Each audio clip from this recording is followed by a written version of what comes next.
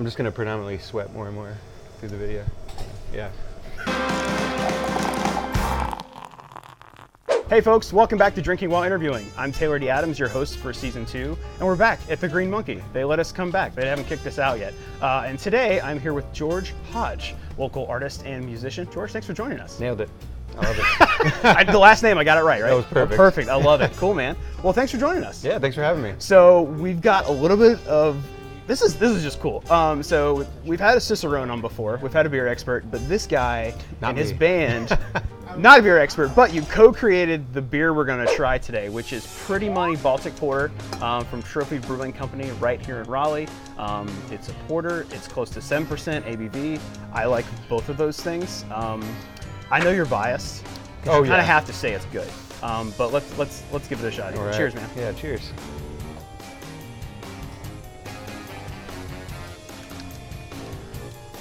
Man, that's good. Why is mine emptier?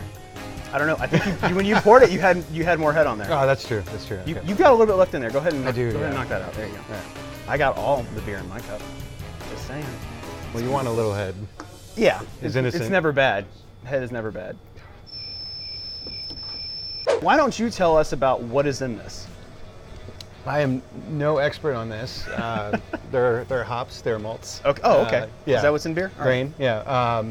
But from, I guess, a higher level, you know, we actually got to go in and help brew a little bit. Oh, nice.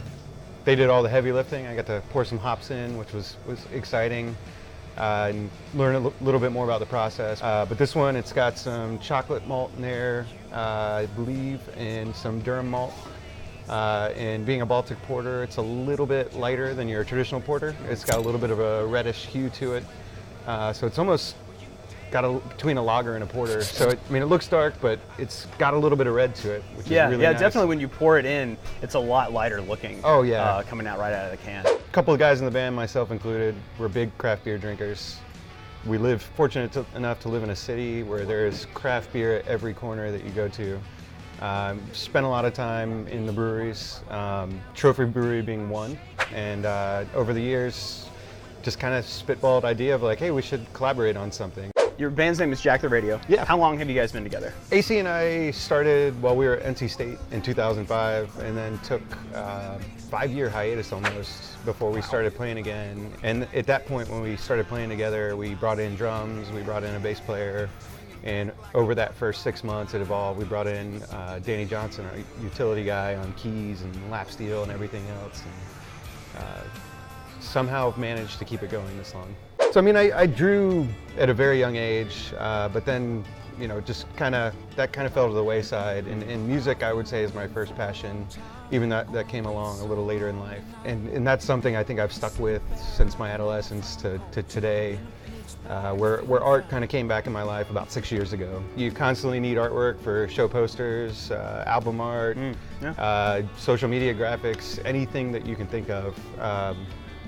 And I kind of knew how to do some of that, and kind of took that on early in the band's stages, and it's just developed. Been able to do posters for the band, and that kind of stretched into doing posters with Hopscotch Music Festival. Yep. And last year with RTP and Moogfest, and in the past few months with the Carolina Hurricanes, and working with great places like Lumina Clothing. It goes on. It's been great. Yeah. Okay, so this hurricane experience. So I know you designed a poster. That Homegrown series. I saw a video on social media. You got to crank the siren that starts every Carolina Hurricanes game. Now, is it tougher than it looks? So they give you a warm-up. Okay. Nailed it in the warm-up. And then when the camera is on and they put you on the Jumbotron, that first quarter crank was so hard. And I almost panicked, but was able, once you get that first rotation, it's easy. So you designed this can, is that right? I did, yeah, which was an awesome bonus to the collaboration for me, and for the band too. They've had a team, they've got a great look going with their other cans, but it was awesome to branch out a little bit and to do this artwork. That is so cool. Thanks, well, man. Yeah, no, it's great.